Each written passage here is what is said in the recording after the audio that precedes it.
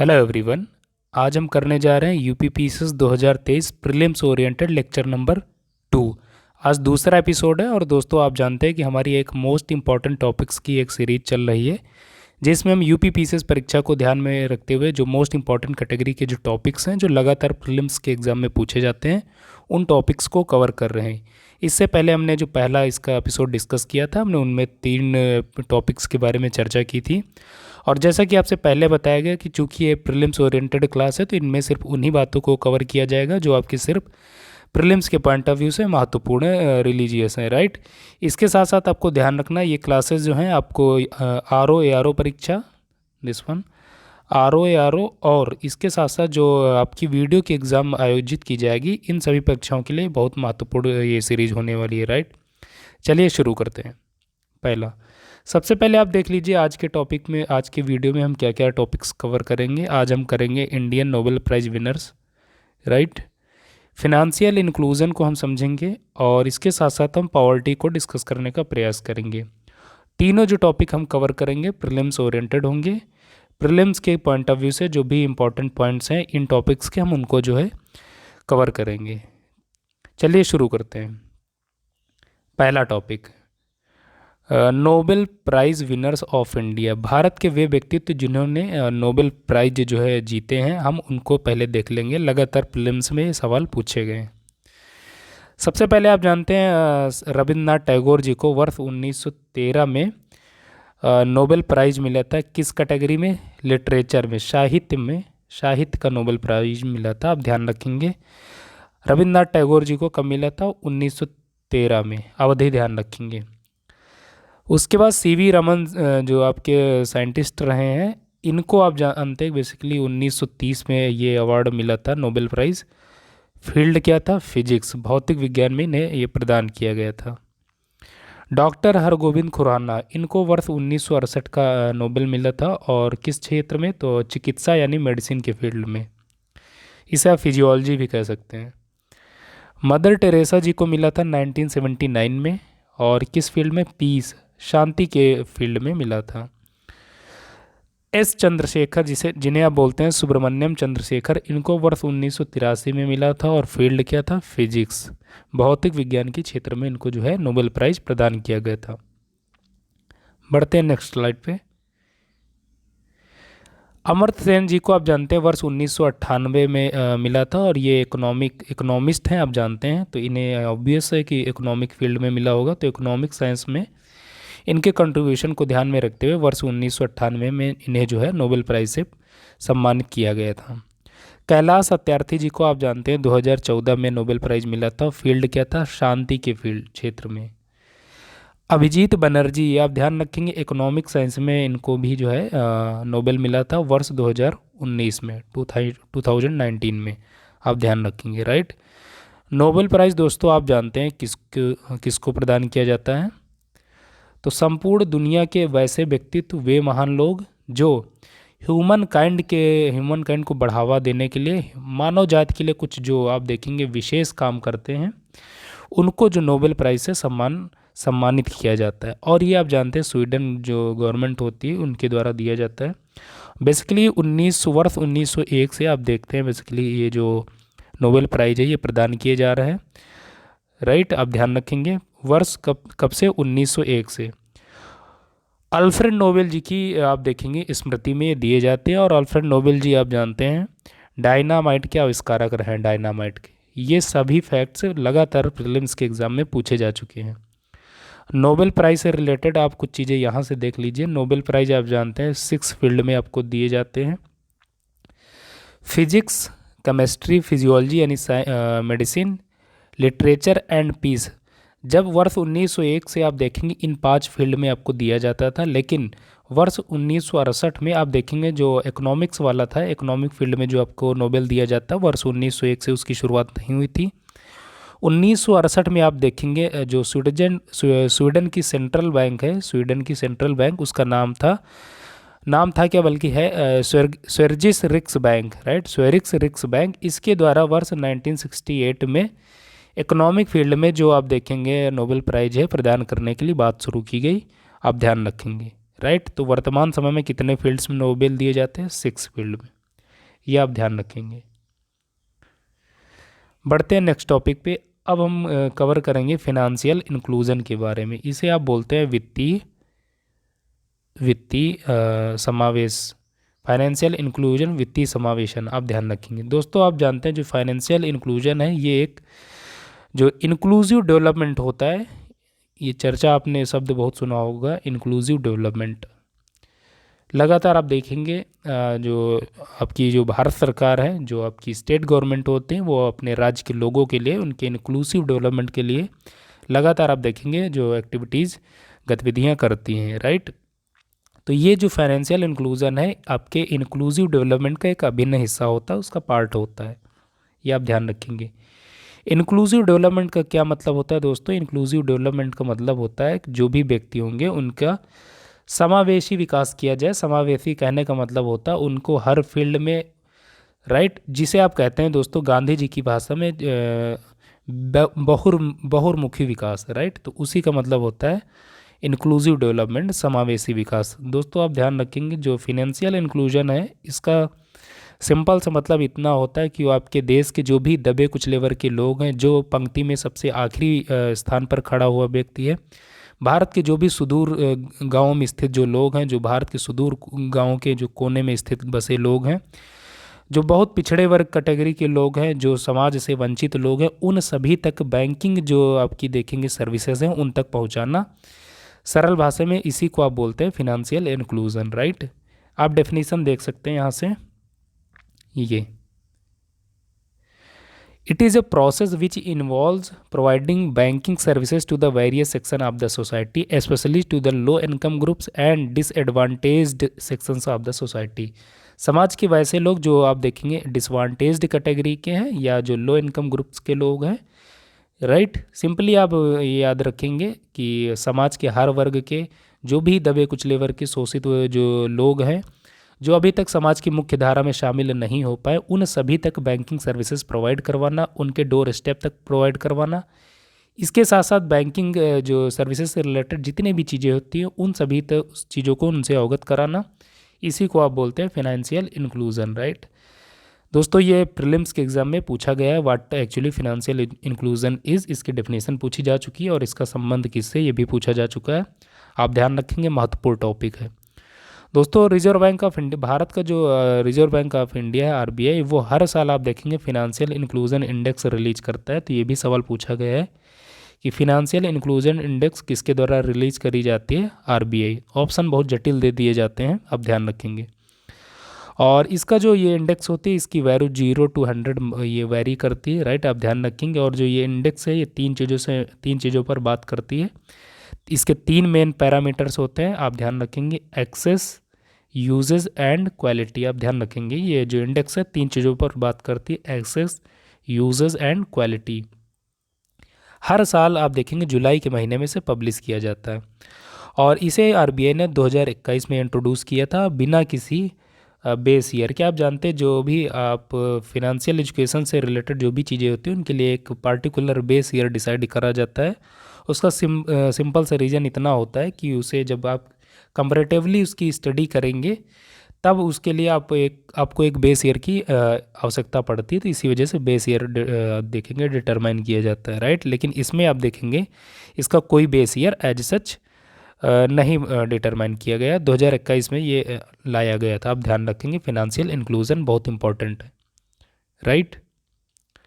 इस फिगर से आप देख सकते हैं इसका जो फिनेंशियल एजुकेशन है इसका मेन ऑब्जेक्टिव क्या है, राइट।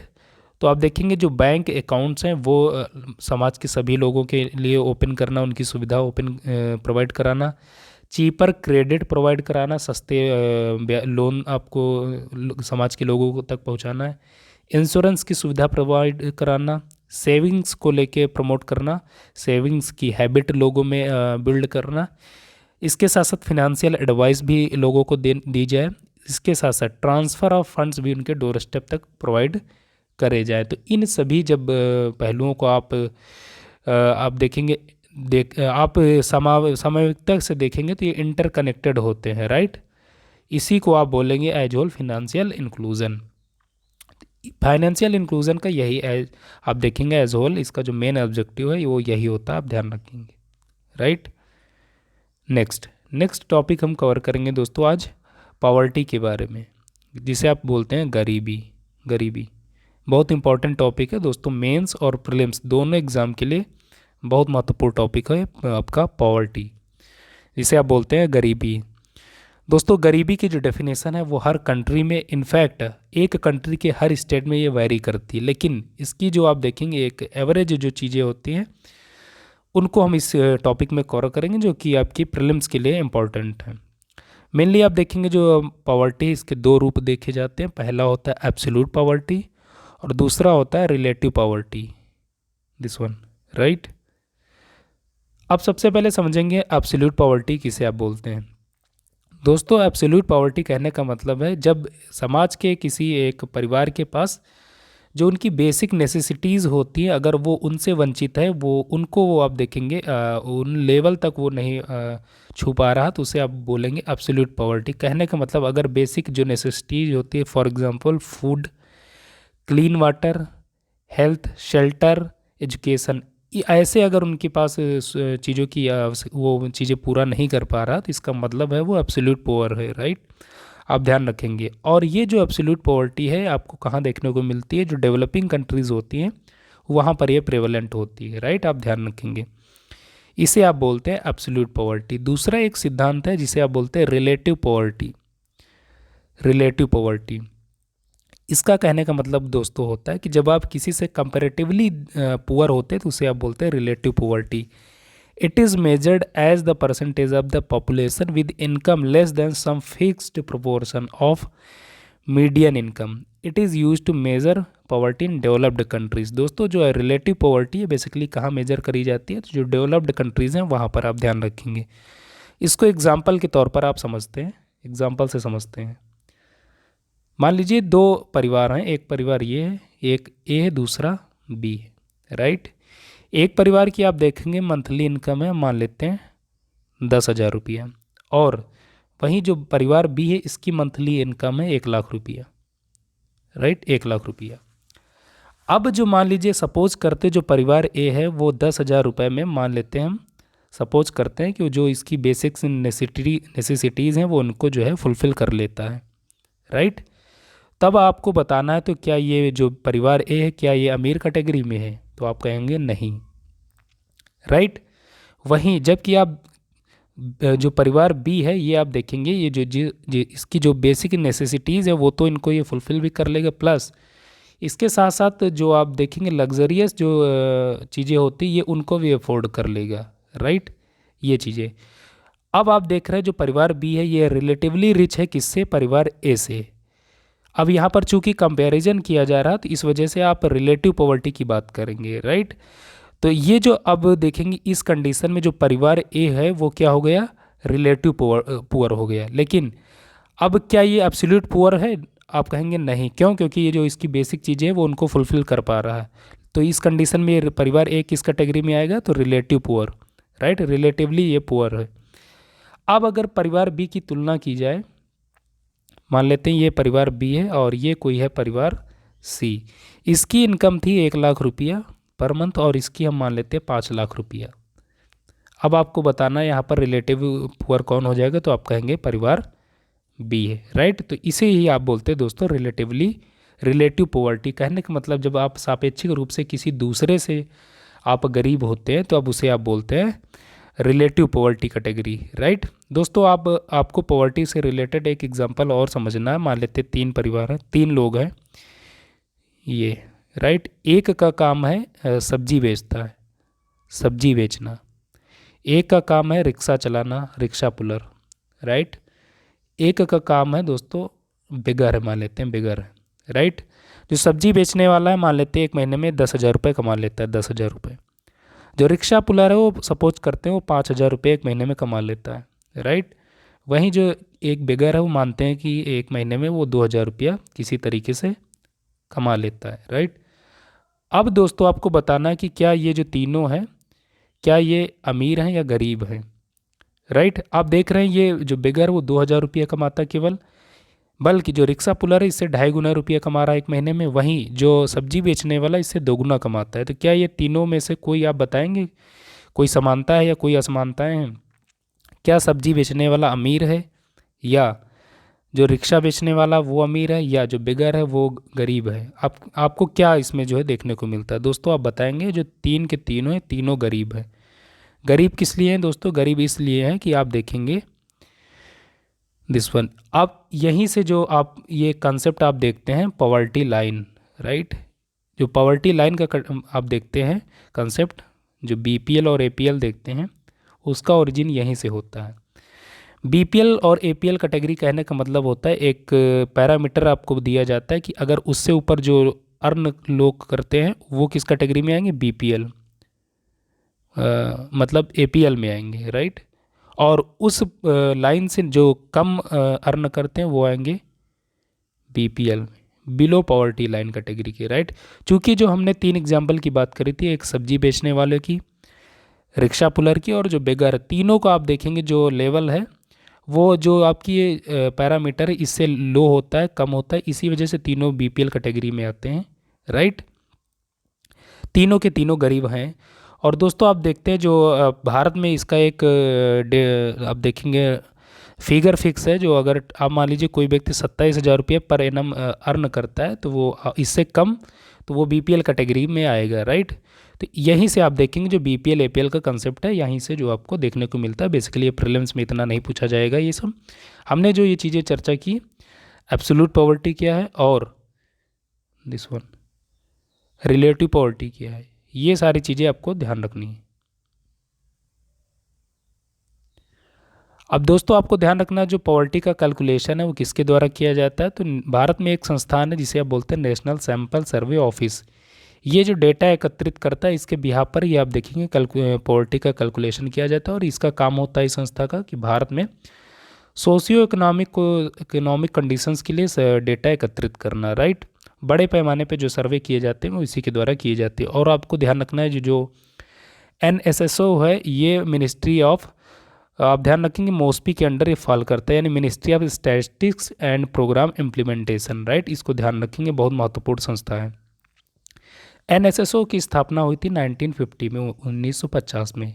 और इसकी 4 डिवीज़न है भारत में अलग अलग शहरों में, और आप ध्यान रखेंगे, राइट? दिल्ली, कोलकाता एट्सेट्रा। ये पॉवर्टी से एक टॉपिक से और सवाल पूछे जाते हैं। एचसीआर आपसे पूछा गया है प्रीलिम्स में कि what actually head count ratio is, right? ये आप देख लीजिए, it is the percentage of a population that falls below the poverty line. हमने आपको अभी जो पॉवर्टी लाइन की कंसेप्ट बताया था, तो जो पॉपुलेशन पॉवर्टी लाइन के बिलो होती है उसके परसेंटेज को बोला जाता है head count ratio, right? Prelims में डायरेक्टली यही पूछा गया कि हेड काउंट रेशियो का क्या मतलब होता है। 4 विकल्प दिए गए थे, आपको ध्यान रखना है। It is the percentage of a population that falls below the poverty line, right? ये ध्यान रखेंगे। पॉवर्टी वाले टॉपिक से एक सवाल और पूछा गया है प्रीलिम्स में, और जो इम्पोर्टेंट है, अगेन पूछा जा सकता है कि the idea of cultural poverty किसने दिया था? आप ध्यान रखेंगे ऑस्कर लुइस ने, सर ऑस्कर लुइस ने जो कल्चरल यानी सांस्कृतिक गरीबी का जो सिद्धांत है इन्होंने ही प्रतिपादित किया था। आप ध्यान रखेंगे, महत्वपूर्ण है, राइट? This one. अब दोस्तों आपको ये 4 फैक्ट्स याद रखने हैं जो लगातार प्रीलिम्स के एग्ज़ाम में पूछे गए, और निश्चित ही आप सुमेल करने के लिए सवाल यहाँ से बनते हैं और आगे भी पूछे जाएंगे। भारत में गरीबी को डिटरमाइन करने के लिए, डिफाइन करने के लिए समय समय पर नई नई कमेटियाँ गठित की गई हैं। तो इन कमेटियों से सवाल पूछे जाते हैं, आपको ध्यान रखना। 4 कमेटियाँ हैं, आपको ध्यान रखना। सबसे पहले अलग कमेटी बनाई गई थी 1979 में। दूसरी बनाई थी लकड़वाला कमेटी। लकड़वाला कमेटी बनाई गई थी 1993 वर्ष 1993 में। तेंदुलकर कमेटी का गठन किया गया था वर्ष 2009 में। वहीं जो रंगराजन कमेटी, इसका गठन किया गया था वर्ष 2012 में। तो लगातार ये सवाल पूछे गए हैं कि अलग कमेटी का संबंध किससे है, तेंदुलकर कमेटी का संबंध किससे है, या रंगराजन कमेटी का गठन कब हुआ था, लकड़वाला कमेटी का गठन कब हुआ था, या फिर इनको सुमेल करने के लिए सवाल पूछे जाते हैं। आप ध्यान रखेंगे, महत्वपूर्ण है, राइट? अलग committee 1979, Lakdawala committee 1993, Tendulkar committee 2009, Rangarajan committee 2012। ये आप ध्यान रखेंगे, राइट? सो फ्रेंड्स, आज के जो हमारा प्रीलिम्स ओरिएंटेड क्लास नंबर 2 थी, हमने उसमें 3 टॉपिक कवर किए आज। पहला टॉपिक था हमारा नोबेल प्राइज़, जो भारत के जो कुछ महान व्यक्तित्व रहे जिन्हें नोबेल प्राइज़ से सम्मानित किए गए, हमने उनको देखा। इसके साथ साथ फिनेंशियल इंक्लूजन क्या होती है, हमने उसको देखा। फिर हमने फाइनली डिस्कस किया पॉवर्टी के बारे में, और पॉवर्टी के उन सभी तथ्यों को हमने छूने का प्रयास किया जो आपके प्रीलिम्स एग्ज़ाम के लिए इम्पोर्टेंट हैं। ना सिर्फ यूपी पीसीएस बल्कि आरओ एआरओ और इसके साथ साथ जितनी भी वनडे एग्ज़ाम होती है उन सभी परीक्षाओं के प्रीलिम्स एग्ज़ाम को पॉइंट ध्यान में रखते हुए जो भी पॉइंट इंपॉर्टेंट है हमने उनको कवर करने का प्रयास किया। राइट दोस्तों, आई होप कि आपको निश्चित ही ये क्लासेस अच्छी लग रही होंगी। ना सिर्फ अच्छी लग रही होंगी बल्कि आपको बहुत ज़्यादा इनसे आपको एग्ज़ाम में आपको हेल्प मिलेगी। इसी एक आशा के साथ हम लगातार इन क्लासेस को कंटिन्यू करेंगे। आपको ये क्लासेस कैसे लग रही हैं, कमेंट बॉक्स में अपने फीडबैक के माध्यम से हमें अवगत ज़रूर कराइए।